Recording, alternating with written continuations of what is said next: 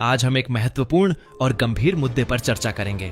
हाल के दिनों में कुछ स्वार्थी तत्व पत्रकारिता की आड़ में फर्जी खबरें फैला रहे हैं, जिसका उद्देश्य एक प्रतिष्ठित अंतर्राष्ट्रीय कंपनी मीथर की छवि को नुकसान पहुंचाना है। इन फर्जी मीडिया चैनलों और सोशल मीडिया समूहों द्वारा झूठे आरोपों और भ्रामक वीडियो के जरिए समाज में भ्रम फैलाया जा रहा है, जिससे लोगों में असुरक्षा की भावना पैदा हो रही है। लेकिन क्या यह आरोप सच हैं? आइए इस पूरे मामले की गहराई से जांच करते हैं। झूठी खबरों का जाल और सच्चाई। हमने पाया कि इन आरोपों में कोई सच्चाई नहीं है। उदाहरण के लिए, कुछ चैनलों ने 16,000 करोड़ तो कुछ ने 70,000 करोड़ के घोटाले की बात की, लेकिन इन आंकड़ों के आधार पर ही इनकी झूठी खबरों की सच्चाई उजागर हो जाती है। सच्चाई ये है कि मीथर कभी नकद या ऑनलाइन फिएट करेंसी स्वीकार नहीं करता। यह केवल पंजीकृत USDT ट्रेडर्स से USDT खरीदने की सलाह देता है। कंपनी का संचालन पूरी पारदर्शिता के साथ किया जाता है और किसी भी अवैध लेन देन की स्थिति में कानूनी जांच की जाती है। मीथर का स्टेकिंग मॉडल और वैश्विक उपस्थिति। मीथर का एम कॉइन पिछले 4 वर्षों से विभिन्न एक्सचेंजों पर ट्रेड हो रहा है और वर्तमान में यह कॉइन मार्केट कैप पर सत्यापित है और हाल ही में टॉप 250 में शामिल हुआ है। इसके अलावा यह सर्टिक ऑडिट में दुनिया की टॉप 10% Web3 परियोजनाओं में शामिल है। मीथर फ्रैंक मूलर जैसी बड़ी ब्रांडिंग का हिस्सा रह चुका है और मास्टर कार्ड से अनुमोदित एम कार्ड भी जारी कर चुका है। फर्जी मीडिया चैनलों का असली मकसद। कुछ यूट्यूब चैनल जिनके सब्सक्राइबर कम हैं, सिर्फ सनसनी फैलाने के लिए मीथर के खिलाफ भ्रामक खबरें फैला रहे हैं। इन चैनलों की अन्य वीडियो पर बहुत कम व्यूज होते हैं, लेकिन मीथर से जुड़ी फर्जी खबरों पर अचानक हजारों व्यूज आने लगते हैं। इससे यह साफ साबित होता है कि ये चैनल नकारात्मक प्रचार के माध्यम से लोगों को गुमराह कर रहे हैं। संस्थापक और प्रबंधन से जुड़ी सच्चाई। मीथर के संस्थापक मिस्टर डेनिस कंपनी के एकमात्र मालिक हैं। फवाद आसिफ और वकास असगर को गलत तरीके से पाकिस्तानी बताकर भारत पाक विवाद को भड़काने की कोशिश की जा रही है। यह पूरी तरह से एक सोची समझी साजिश है, जिसका उद्देश्य न केवल मीथर की साख को नुकसान पहुंचाना है, बल्कि समाज में गलतफहमियां फैलाना भी है। भारतीय कानूनों का पालन। मीथर भारतीय कानूनों के तहत काम कर रहा है। कंपनी का GST में पंजीकरण है और वह नियमित रूप से GST रिटर्न भी भर रही है। पंजाब संगरूर में दर्ज कुछ शिकायतें व्यक्तिगत मतभेदों के कारण थीं, न कि कंपनी की किसी गलती की वजह से। एकलव्य जी पर झूठे आरोप। हाल ही में हाईकोर्ट ने एकलव्य जी की गिरफ्तारी को अवैध करार दिया, जिससे यह साबित होता है कि वे झूठे आरोपों का शिकार हुए थे। हमारी अपील। हम भारत सरकार से अपील करते हैं, फर्जी न्यूज चैनलों के खिलाफ सख्त कार्रवाई की जाए, जो पत्रकारिता की आड़ में समाज को गुमराह कर रहे हैं। मीथर की प्रतिबद्धता। मीथर एक जिम्मेदार कंपनी है जो Web3, क्रिप्टो मार्केट और फाइनेंस से जुड़ी जानकारी और जागरूकता फैलाने के लिए प्रतिबद्ध है। उपयोगकर्ताओं को सही जानकारी देने और घोटालों से बचाने के लिए हमेशा सक्रिय है। संदेश। फर्जी खबरों पर विश्वास न करें, सही जानकारी लें और सही फैसला करें।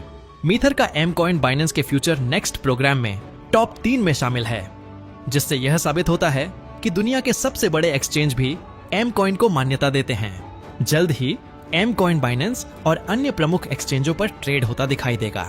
एम कॉइन की विशेषताएं। स्थिरता और विश्वसनीयता। एम कॉइन ने अपने 4 वर्षों के अस्तित्व में स्थिरता और विश्वसनीयता स्थापित की है, जो निवेशकों के लिए एक सुरक्षित विकल्प है। उच्च तरलता। विभिन्न प्रमुख एक्सचेंजों पर उपलब्धता के कारण एम कॉइन में उच्च तरलता है, जिससे निवेशकों को आसानी से लेन देन करने में सुविधा होती है। भविष्य की संभावनाएं।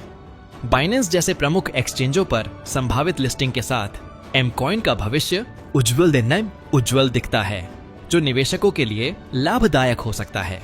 हमारे विश्लेषण के अनुसार मीथर और एम कॉइन के खिलाफ फैलाए जा रहे फर्जी आरोपों का कोई आधार नहीं है। कंपनी ने अपने संचालन में पारदर्शिता और कानूनी पालन का उच्च स्तर बनाए रखा है। हम उपयोगकर्ताओं से आग्रह करते हैं कि वे सत्यापित स्रोतों से जानकारी प्राप्त करें और फर्जी खबरों से सावधान रहें। कि डिजिटल एसेट आज विश्व की समृद्ध देशों में आज ETF अप्रूवल हो चुका है, मतलब एक एसेट का दर्जा दिया गया है और वैसा ही भारत के अंदर टैक्सेशन है।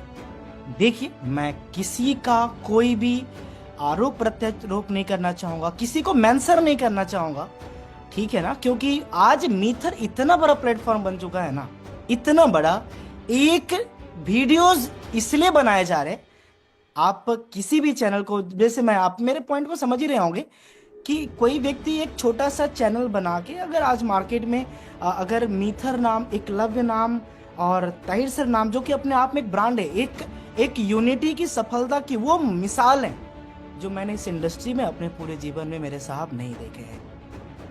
तो वो 24 घंटे में 5 लाख 10 लाख व्यूज चले जाते हैं।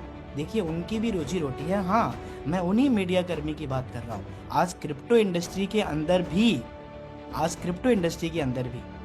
स्कैम करने वाले कर रहे हैं ना साहब। लोभ लालच ज्यादा परसेंटेज देके व्यापार करने वाले कर रहे हैं ना साहब। आप उसे रोक पा रहे हैं क्या? नहीं, आप रोक पा रहे हैं। तो आपका हमारा काम सतत प्रयास, लगातार अपने एथिक्स सिद्धांत के साथ प्रयास करके हमें आगे जाना है। मार्केट में अनेकों उतार चढ़ाव, अनेकों बातचीत कोई भी कर ले, रियलिटी आपको पता है ना।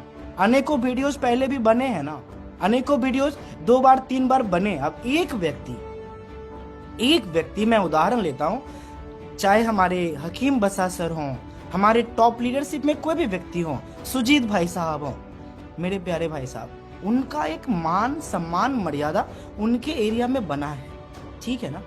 अब क्या किया जाता है, उस व्यक्ति को पर्सनली टारगेट किया जाता है और फेसबुक के द्वारा उनके एरिया में एडवर्टाइजमेंट की जाती है ताकि वो उनके आत्मसम्मान की रक्षा के लिए उनसे बात करें और कुछ पे करें। कब तक पे करेंगे आप? कितना देंगे आप? फिर अगले दिन दूसरे नाम से चीजें आती हैं। इस प्रकार की कोई भी वीडियोस आप अगर देखते हैं, आप देखिए वहां पे जो पॉजिटिव कमेंट होंगे वो डिलीट कर दिए जाएंगे, क्योंकि वो आपका फेसबुक पेज है तो आप डिलीट कर सकते हो ना।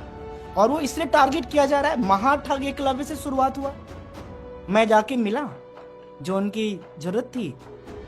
आप समझ ही गए होंगे, पब्लिकली कहना भी नहीं चाहिए, ठीक है ना, कि हमने इतने पैसे लगाए दिस दैट। मुझे लगा चलो अगर मीथर से कोई और घर परिवार चले तो वो भी सही, हमने वो भी कर दिए तो मैं महागुरु हो गया। एम, मेरी बात समझ रहे हैं ना। एम से पहले उन्होंने हमें महाठग बनाया, फिर एम से महागुरु बनाया, फिर एम से मुजरिम बनाया। लेकिन आपको पता है, अगर कोई एकलव्य के ऊपर, स्पार्टन्स के ऊपर अगर कोई उंगली कर रहा है ना, उंगली उठा रहा है ना साहब, तो एकलव्य पे नहीं उठा रहा है, वो एम फॉर मीथर पे उठा रहा है।